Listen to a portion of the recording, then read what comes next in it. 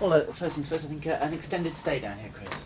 Yeah. Got sorted out over the weekend. Obviously, game being off again, threw another spanner in the works, and managed to sort things out at the Preston end and confirm it. And looking forward to just getting my head down and cracking on now. I know where I'm going to be until the end of the season and win some games of football. Yeah, and I guess keen for a bit more game time for you. Yeah, obviously I come on loan and started the first 4 or 5 and settled in quite well, and then obviously getting sent off sort of knocked me back in terms of actual time on the pitch.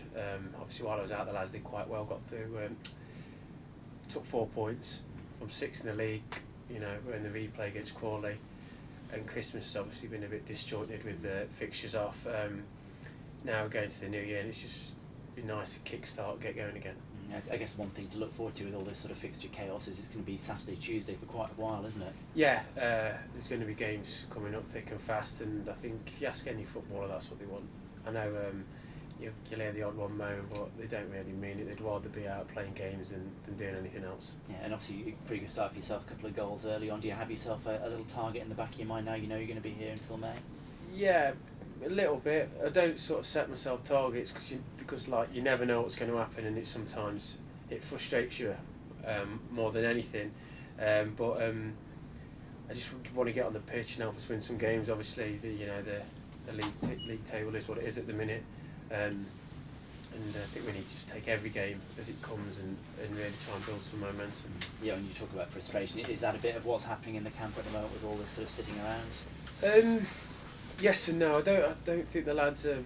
They've come to terms with games being cancelled. It's it's part and parcel, especially this time of year. And when you're out there training it, you realise how difficult it was. I mean the replay at Crawley, for anyone was there, was a little bit. It was farcical in the end. And the lads understand that they'd rather play in half decent conditions and give yourself a chance of winning games. It's more the frustration of not having them winning games and not getting the momentum, I think. But I think the lads have, they've dealt with it quite well, and they're just looking forward to get going. Yeah, and when you see the sort of pictures of the Crawley pitch at the end of last week, you can understand why it was off at the weekend.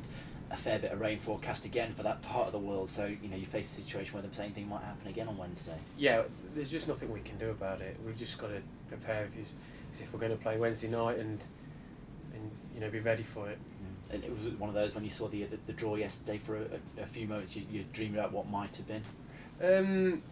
Yes and no. I was speaking to Keith earlier about it. I sometimes think it can act as a distraction. Sometimes I've been at football clubs where that sort of thing just turns the season on its head and it becomes a bit of a circus.